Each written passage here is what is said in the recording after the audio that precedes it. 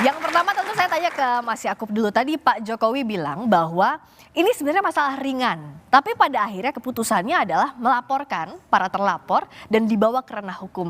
Kenapa ini begitu mengusik Mas Yakub? Dan kenapa ini yang dipilih? Iya, Mbak Friska, jadi perkara ini sebenarnya sudah berjalan dari tahun 2023. Sudah ada juga beberapa perkara di pengadilan, di mana di situ juga yang menggugat juga gugatannya tidak diterima ya. Dalam arti ya kalau mungkin dari pihak sana juga bilang belum sampai pembuktian dan lain-lain, ya intinya yang mereka mintakan kepada pengadilan tidak diterima. Kemudian Pak Jokowi sekarang sudah bukan lagi presiden. Beliau mungkin berpikir dahulu, ya mungkin ketika saya presiden, ya mungkin saya memiliki pertimbangan yang sangat panjang untuk tidak melaporkan atau tidak menempuh jalur hukum. Tapi sekarang ini beliau bukan lagi seorang presiden.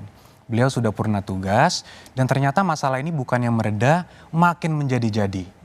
Makin menjadi-jadi, makin liar dan sudah berpotensi juga memecah belah bangsa. Bahwa reputasi bukan Pak Jokowi pribadi, reputasi dan nama baik rakyat Indonesia juga dipertaruhkan.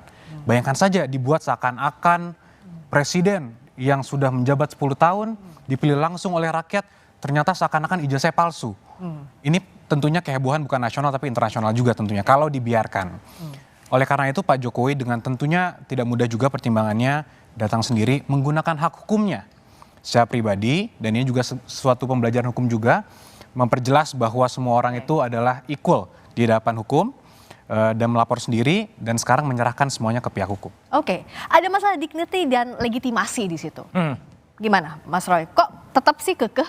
Bukan kekeh, ya memang kalau fakta harus dikatakan fakta, kalau tidak katakanlah tidak. Kenapa yakin kalau itu fakta?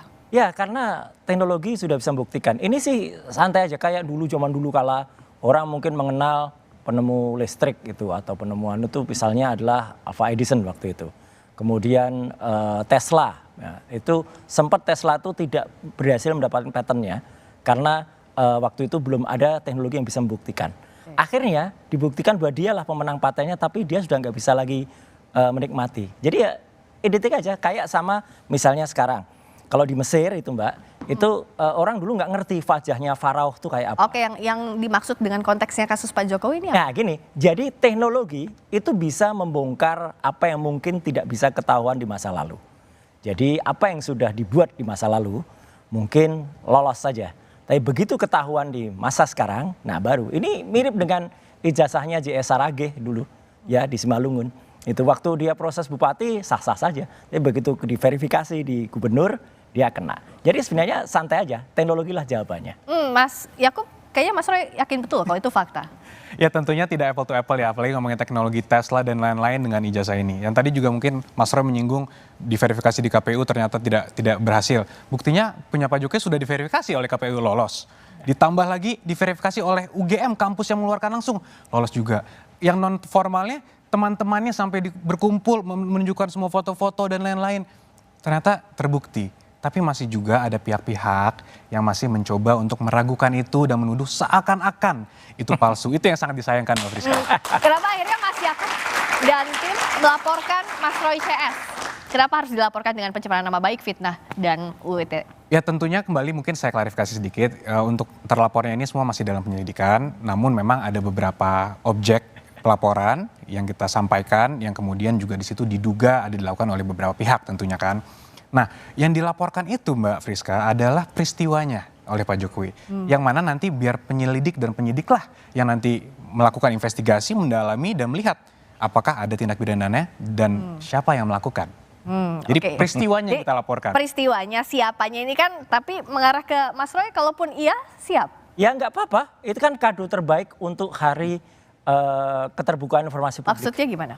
Tanggal 30 April kemarin itu kan sebenarnya hari keterbukaan informasi publik ya gitu 30 April dan itu hari yang ke-17 dihadiahi oleh mantan presiden, orang yang tidak mau membuka keterbukaan informasi publiknya. Itu kan kado yang sangat bagus sekali. Tapi kalau masuk ke ranah hukum, konsekuensinya hukum juga loh. Oh iyalah, nggak ada masalah. Kita kan bicara dari sisi ini judulnya, apakah akademis atau politis, ya kan? Ini pure akademis. Pernyataan bahwa itu adalah fake ya atau real, itu adalah statement akademik. Coba kalau ada sesuatu yang ditemukan, kemudian itu fake or real, itu adalah akademik. Memang ini dua spesies yang sebenarnya tidak apple to apple ya, tapi nggak apa-apa. Kita bicara clear dari sisi akademik. ya. Sementara kalau ada yang memandangnya dari sisi hukum, ya silahkan saja. Kalau Prof Komar lihat ini sisi akademik atau hukum atau politik? Pertama, bagi saya ini satu pendidikan politik bagi masyarakat. Jadi saya menikmati ya. Kenapa itu, Prof? Saya berharap ini berlangsung dengan etis, cerdas, transparan, sehingga betul-betul ini pembelajaran semakin dewasa. Yang kedua, lama-lama tapi ini juga menjadi semacam politikotainment gitu, kayak hiburan politik gitu. Kenapa, Prof? Mengapa disebut hiburan politik kalau dari sisinya? Karena semakin meriah, banyak orang ngomong dan masing-masing memberikan satu argumen logika yang baginya semakin menarik gitu. Tapi bagi saya sebagai orang kampus, ya saya coba mengikuti saja. Saya ingin ambil jarak dari dua-duanya. Tapi bagi saya, biarlah nanti forum adu argumen terbuka. Jadi di sini ada lembaga politik dan ada kampus. Karena yang punya otoritas itu kan kampus. Sementara polisi dapat pengaduan masalah pidananya. Nah ini kan menarik, ini dua isu yang berbeda. Masalah pidana dan masalah keaslian. Saya bayangkan dua institusi itu nanti kerjasama ya untuk menjelaskan. Dan saya berharap jangan lama-lama deh ini. Karena wasting time, wasting energy. Dan lama-lama tanda kutip melelahkan. Oke, debat ini. Meskipun politik tainment kalau kata Prof Komar, tapi ini melelahkan. Nah tapi bicara soal ini kan UGM udah klarifikasi Mas Roy. Kenapa jadi soal terus, kenapa dikorek-korek terus oleh Mas Roy dan kawan-kawan? Yang harus diingat, saya tuh lulusan UGM asli, S1, S2. Dan dua teman saya, ya Dr. Resmond dan juga Dr. Tifa, itu dua-duanya juga S1. Jadi kami itu dalam rangka cinta kampus. Kami itu sangat menyayangkan klarifikasi UGM yang sama sekali tidak perform ya. Kenapa dianggap? Iya, klarifikasinya katanya semua bukti ada, 34 bukti. Tidak ada satupun, jujur ini ya UGM ya, tidak ada satupun yang diletakkan di atas meja. Tidak ada. Dan mereka masih berdebat soal keterbukaan informasi publik. 1 jam kami baru mendapatkan skripsi. Dan akhirnya, alhamdulillah, skripsi itu bisa saya pegang, itu sebagai primary evidence. Primary evidence yang kemudian kita teliti langsung, saya bawa utilitas atau gadget yang memungkinkan untuk meriksa itu, dan disitulah makin banyak terungkap dari skripsi itu, mulai dari hurufnya, halamannya, kertasnya, salah ketik pada nama pembimbingnya, kemudian bahkan ada tulisan tesis padahal itu adalah skripsi untuk S1. Itu kan aneh banget. Saya jadi sangat menyayangkannya, kenapa Universitas Gadjah Mada yang sangat besar dan saya cintai ini, itu bisa dulu meluluskan, kalau memang itu lulus ya. Kenapa dengan skripsi semacam itu? Maka skripsi yang sudah kita pastikan itu 99,9% itu adalah palsu, ya. Tidak mungkin menghasilkan ijazah yang benar.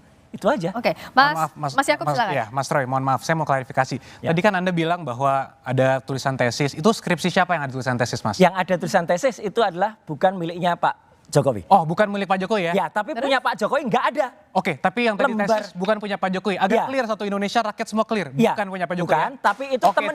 Terima kasih. Temennya yang diaku-aku, katanya ada lembar pengesahan. Lebih parah lagi punya Pak Jokowi. Karena punya Pak Jokowi nggak ada lembar pengujiannya. Ya, itu kan versi Anda, Mas. Enggak. Ya, mari kita lihat nanti kan. Ya. Mari kita lihat. Oke, tapi yang itu dipunya versi Pak kampus. Jokowi apa? Soal ini, bisakah dijamin misalnya tadi keabsahan soal skripsi ijazah Pak Jokowi punya buktinya dan siap untuk ini? Tentu, kalau semua bukti kan pasti sebelum kita melapor, Mbak, pasti sudah kita kumpulkan, kita susun dengan baik, baru kita laporkan semua. Tapi kan kita hormati proses peradilan yang ada, proses investigasi yang dilakukan penyidik kita hormati, sehingga nanti kalau dibutuhkan di penyidikan maupun di persidangan tentu akan kita berikan. Ya, harus. Oke, dan itu siap dibawa ke ranah hukum. Dua-duanya kayak pede banget nih antara Mas Yakub sama Mas Harus dibawa, sebelum ke hukum kan secara ilmiah harus diuji dulu. Iya kan? Jadi yang membilang kalau itu adalah asli, ya aslinya kayak apa? Yang kita pegang itu yang katanya asli miliknya Pak Jokowi, nggak ada tanda tangannya. Kok nggak ada lembar pengujiannya? Kok bisa lulus? Yang juga jadi pertanyaan, kok masih diragukan keaslian padahal ini kan sudah diverifikasi oleh KPU. Pak Jokowi udah jadi dari mulai wali kota, gubernur, dan juga pilpres. Tapi jawabnya usai jeda ya Mas Ilham, tetap di luar.